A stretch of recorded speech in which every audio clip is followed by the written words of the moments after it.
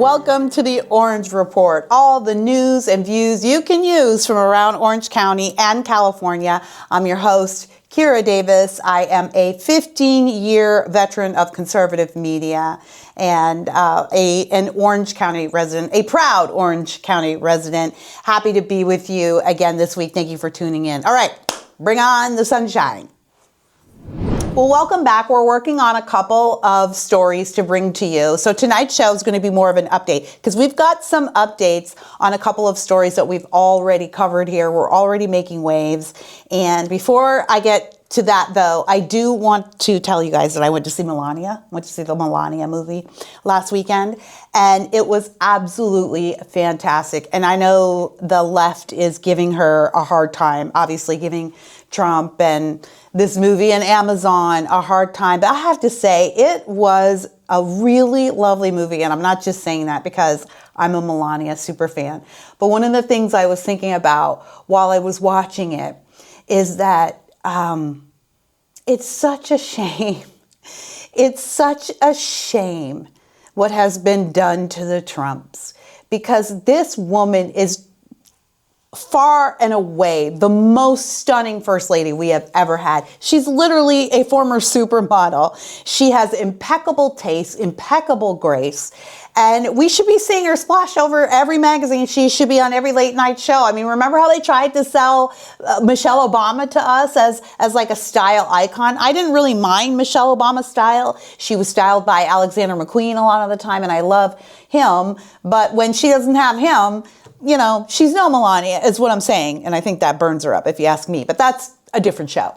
But, you know, we have Melania Trump, this beautiful, statuesque, very kind woman who's also very accomplished. She's got all these charitable organizations. And there's just a complete blackout of her in the media. But this is what I love about the Trumps, because their point of view, their view on life is that if somebody's not going to do it for you, then you just go ahead and do it yourself.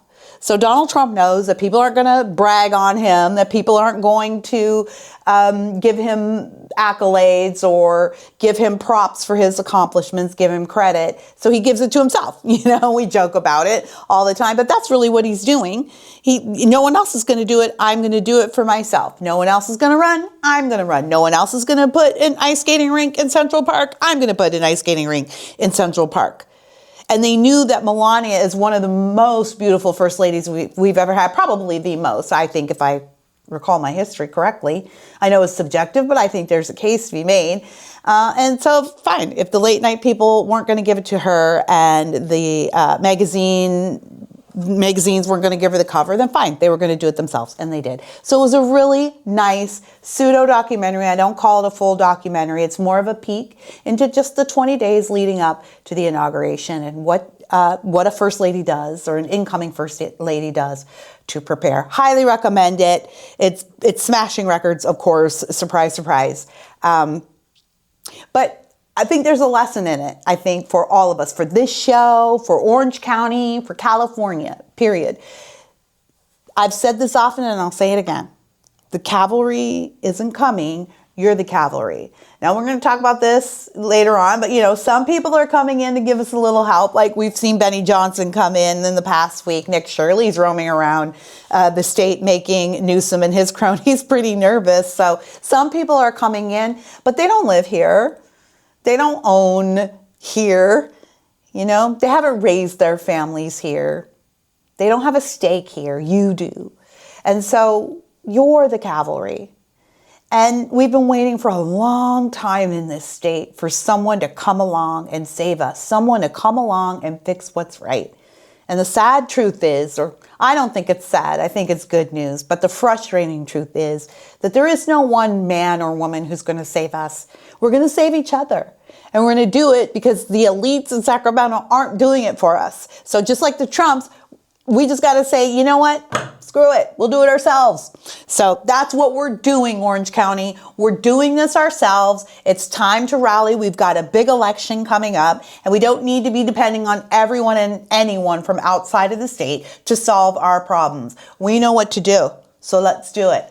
All right. Well, let's get on to the rest of the show. But before we do that, a message from our sponsor.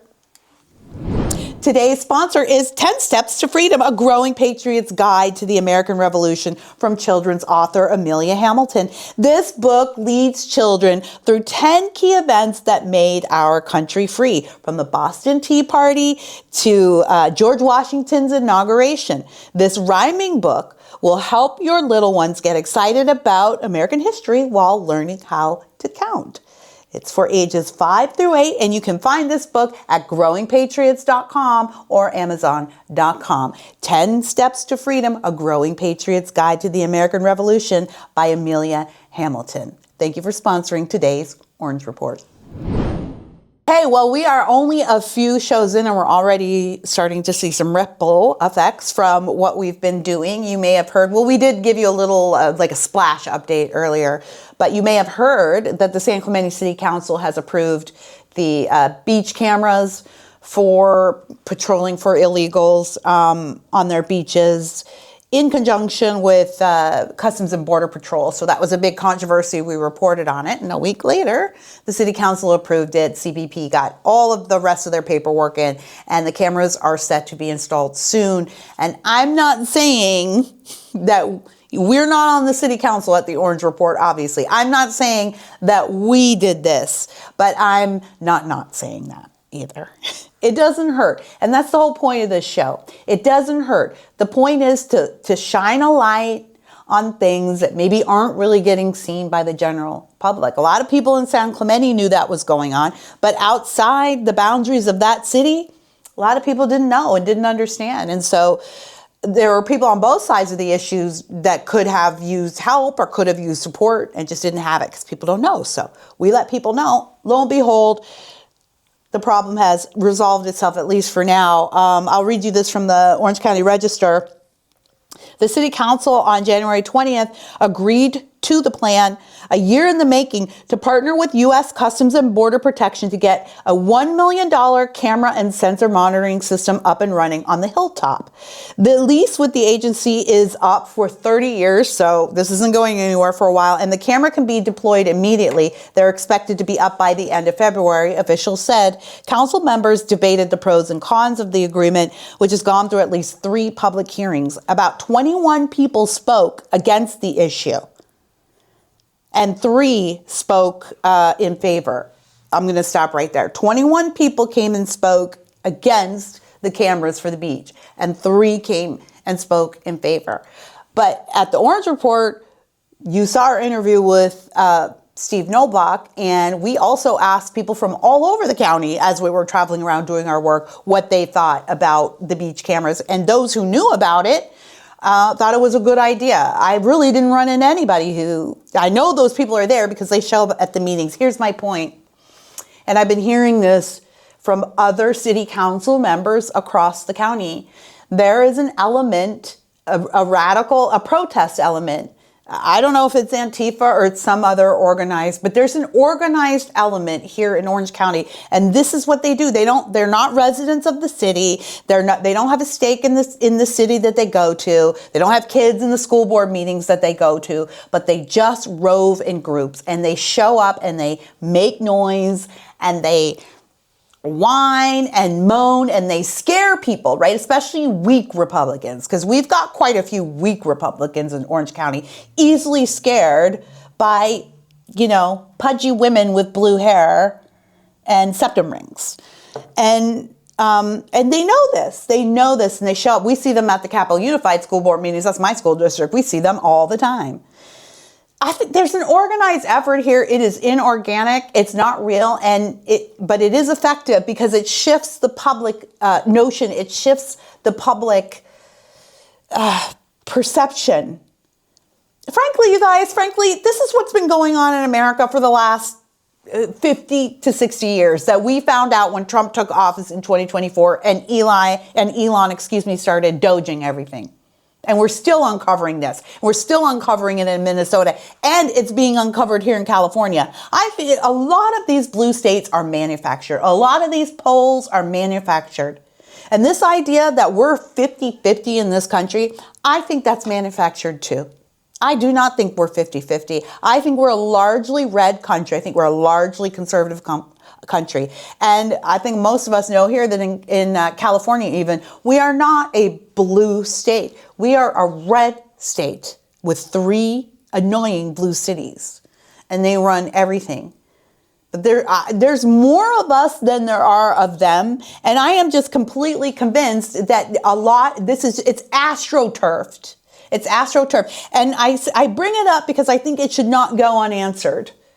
Now I'm going to dig into this a little bit more on the Orange Report. I have some calls into a couple of city council members across the county. I want to get their perspective on it, but wherever I go, I've been asking about it. People I know who work in government, and from Huntington Beach to Mission Viejo, they're all saying the same thing. Yes, these people show up. No, they're not from our community. Yes, they make a lot of noise, and sometimes, yes, they do scare the weaker members of our council. I can't do anything about the weaker members of your city council. You, the voter, you have to take care of those people. But what we can do is shine a light on this. So if you know anything about this, feel free to drop us a line, drop us a tip if you have any information to share about the people. Now, I don't want you to dox these people. I just simply mean, do they show up in groups? Are they organized? Do they get out of vans? Anything interesting that you've seen at a meeting, let us know, because I do think this deserves a response. This is part of their war effort. And as I've said repeatedly, we're at war. All right, let's see. Yes, many who oppose the concept spoke about the invasion of their privacy while the camera system is in use and not wanting the city to cooperate with federal immigration efforts. Councilmember Mark Enmeyer, is that right? Agreed community security is important, but he said he is concerned that placing the cameras on top of the hillside is too invasive of the surrounding public. I'm sorry, I've seen naked homeless men on the beaches in San Clemente, roaming freely. Do you know what I mean? Now he wants to get a little concerned about that. Not to be rude, sir, but you can watch people shooting up drugs at the beach. He says, I believe there's another path we can take that doesn't have cameras overlooking the residents, he said, suggesting a better collaboration with lifeguards and the Orange County Sheriff's Department. Sir, those people are not border control. Those people are not immigration enforcement. These are not jobs that are supposed to be for the average citizen of Orange County. It's supposed to be for the feds. They're supposed to do this, and we really need to let them do this, because I don't know if you know this, but we've got an Olympic event coming in 2028. Are our surfers supposed to be sharing the waves with ponga boats, washing up with orphan children and drug dealers in them? This is entirely too much. It's really time to get serious about this. And again, I question the makeup of the crowd at these meetings. And if they're really from there, because there's all kinds of things that happen in that community that invade privacy. Don't get me started on what the public schools do in lieu of parenting in Orange County. Right? They'll invade a parent's privacy in a hot second. But you want to put some cameras on the ocean and it's a problem? I think the problem was solved the way it should be solved. I think it's sad that the city council has to do this. This should not be up to them. This should be a state issue. And this is another problem. These ripple effects come when the state doesn't do their job, when the state doesn't do what they're tasked with doing, what they're supposed to do. It puts the onus on, it puts pressure on every other level of government. So it's not just about illegals running around or maybe crime and gangs, but it's also about the resources that any given city in California has to pull together themselves to do the work themselves, to protect their citizens themselves. When you have already paid your taxes for your state government to protect you. It's absolutely absurd. The sheriff's department is supposed to be for county residents dealing with county business. The sheriff's department is not border patrol, and the beach is a border. So to me, this is actually not a San Clemente problem. I think the Council of San Clemente is working through it the best way that they can do it. I think this is a Gavin Newsom problem and a Sacramento problem. All right, well, let me know what you think. Send in your comments, rant, rave, agree, disagree. Do you like what the council did? Do you think they could go further? Or do you think that the beach cameras are an invasion of privacy? Let us know. I think you know how I feel. All right, moving on. Oh, another story we did last show with Madison Miner from Orange County Unified School District. You remember Madison, she's now the executive director over at Protect Our Kids. But I did an interview with her about Trevor's Space. You remember this? If you have not seen it, I implore you, go back to that show and watch that segment and then pray because you're going to be terrified at the stuff that you hear. And I would like to remind you that all of this is happening right now as we speak in our state public schools, right now. So Madison came on to talk to us about that, and she told us a really disturbing story about something she found during her time at Orange Unified School District as a school board member, trustee there. As you recall, she was recalled a year later. She found safe rooms, basically sort of soundproofed, quiet rooms, closet-sized rooms in the public schools in OUSD that had a computer in it with access to the internet, and students who were having mental health issues or distress during the day could go to these safe spaces, and they can get online in the middle of the day. They can leave class, go get online in the middle of the day and connect with an off-site adult counselor, all on their own without their mom and dad. And Madison told us that as far as she knows, those are still there. I have not reached out as of yet to OUSD for comment. I'm going to guess by the time that I do reach out for comment, these rooms will have disappeared, but we'll see. But it's disturbing to say the least. Well, we did that interview in like 3 days later. The Orange County Unified School District Board of Trustees quietly voted themselves a 400% pay raise in the middle of the night. No one was there, and no one noticed except a few plucky citizens. Let's read this. I want to read you this from the OC Independent. Great article from OC Independent. This is from OCI staff. Last week, without any discussion or explanation to the public, I'm going to try to do this without glasses because of the glare, but now I'm 51, so I had to change the font on my computer screen. I'm kind of embarrassed about it, but I guess there's no shame in aging. As my late grandmother said, what's the alternative? Last week, without any discussion or explanation to the public, the Orange Unified School District Board of Education voted to raise their maximum monthly pay from, are you ready, $400 a month to $2,000. A pay increase of 400%. OUSD includes the communities of Orange, Villa Park, Anaheim Hills, and parts of Garden Grove. The massive pay hike was buried near the bottom of the board agenda as a consent item. This is why you have to go to the meetings, and this is why you have to stay, and this is why it's a pain, but maybe you get some friends and you either split up the times, so each of you take a few hours at a time, or you split up the meetings. They count on you not wanting to sit there for 6 hours. They count on that. Okay, and then this is what they do. So it was shoved at the bottom of the board agenda as a consent item, meaning it would not be presented by staff nor discussed by board members, unless at least one trustee requested it. Do you understand what that means? You need to know this language, consent item, okay?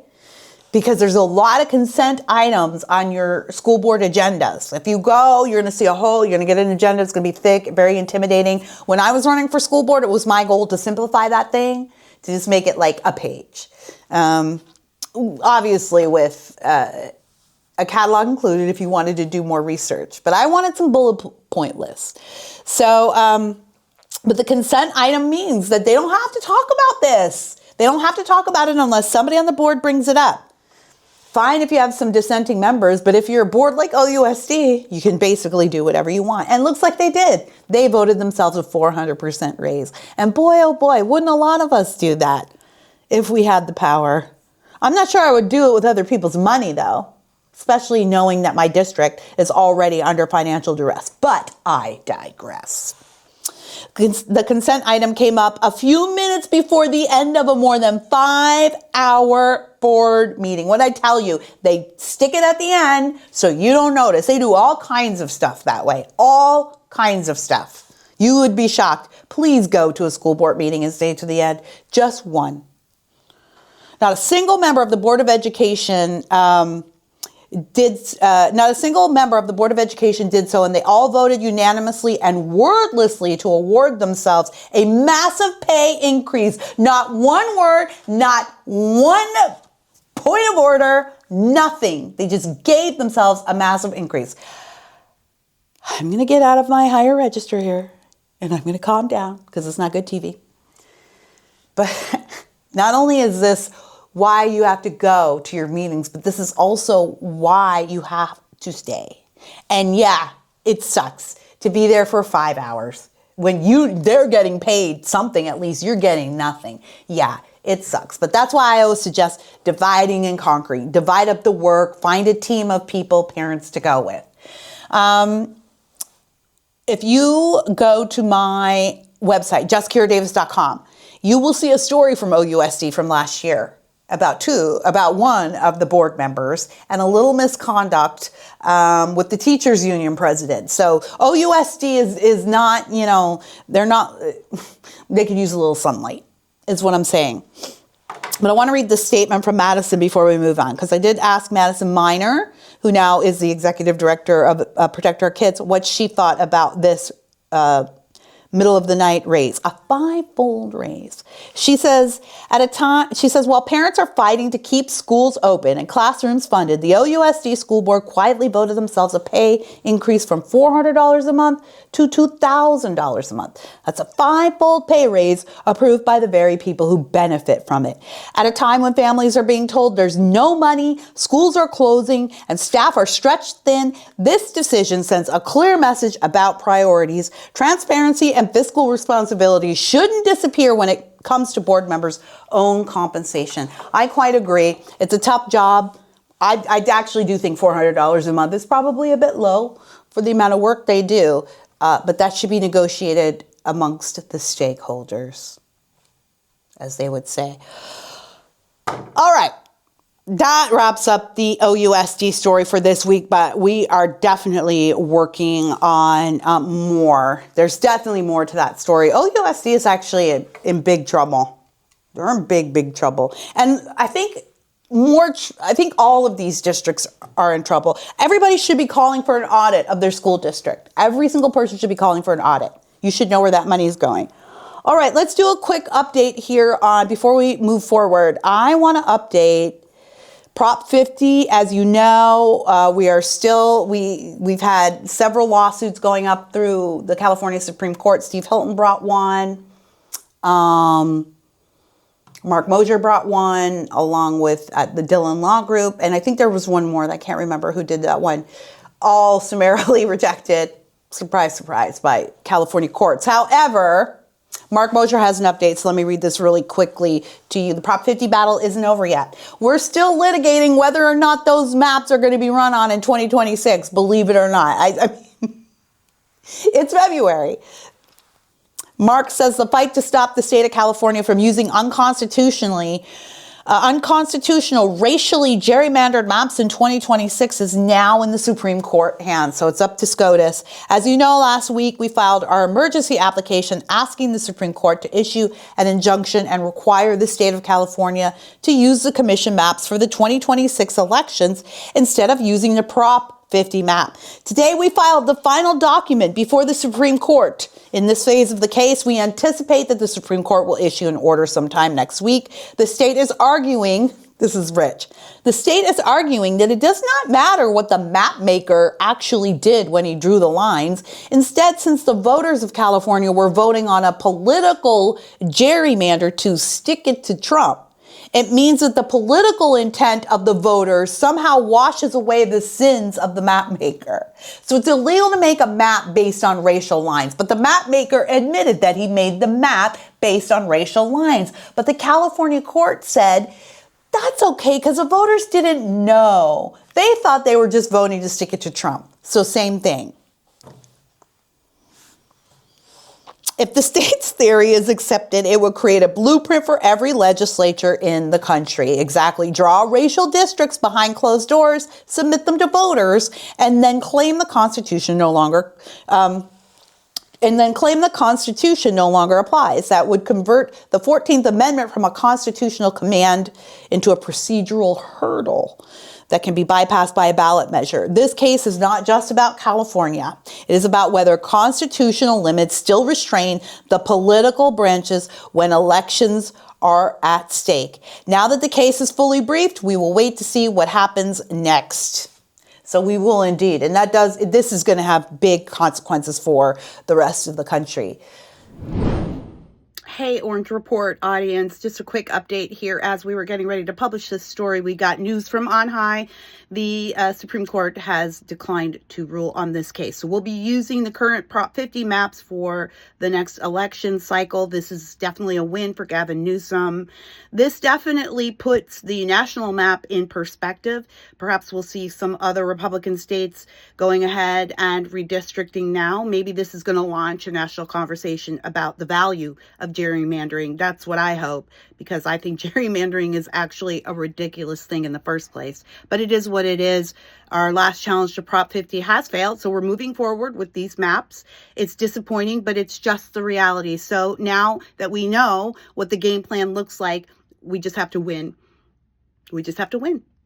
But we also have another battle here, the voter integrity battle. And Carl DeMaio is leading the charge on getting a voter integrity measure, voter ID measure put on the ballot in 2026. I think he's going to make that signature count, but I think you need 1 million, and he's looking for 1.5 or 1.1 or 1.2, something like that.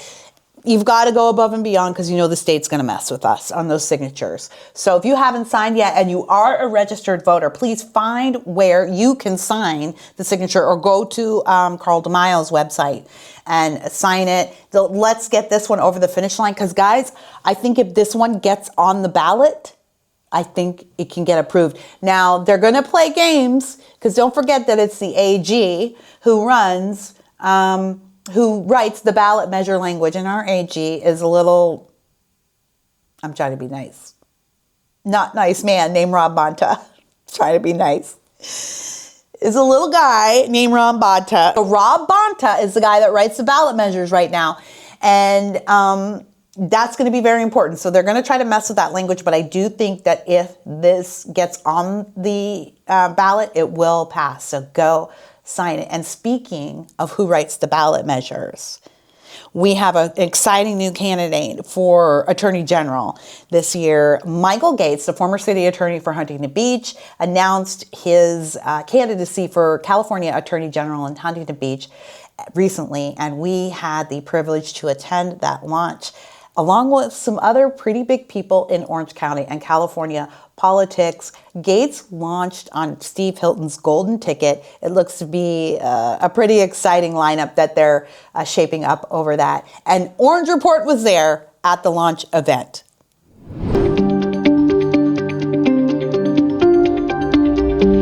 Hey everybody, Kira Davis of the Orange Report here, coming to you live from Huntington Beach, where we are covering the campaign announcement for Michael Gates. He's the former city attorney for the city of Huntington Beach, and he is also the former deputy attorney general at the DOJ. He served 10 months there before coming home to Huntington Beach, and today he is going to announce his run for Attorney General of California. We're here to cover that. It's an important announcement, and Huntington Beach is a really important place to make that announcement, because Huntington Beach is the center for a lot of the lawsuits that are coming down from the state. And so to have an attorney general from Huntington Beach is, well, it could be very influential symbolically, but also it says a lot about what the citizens here want to see for their city.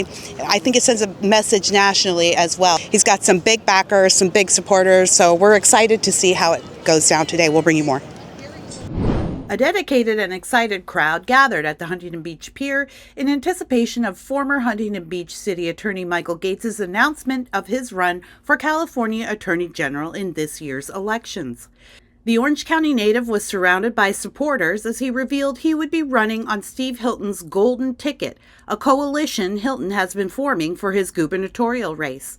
I've always felt that that's going to be a team thing, right? It's not just one person in one race, and usually it is done like that in California. You've got these statewide offices and people run individually, and then they get there and they don't work together and they don't know each other. That's not how I saw it at all.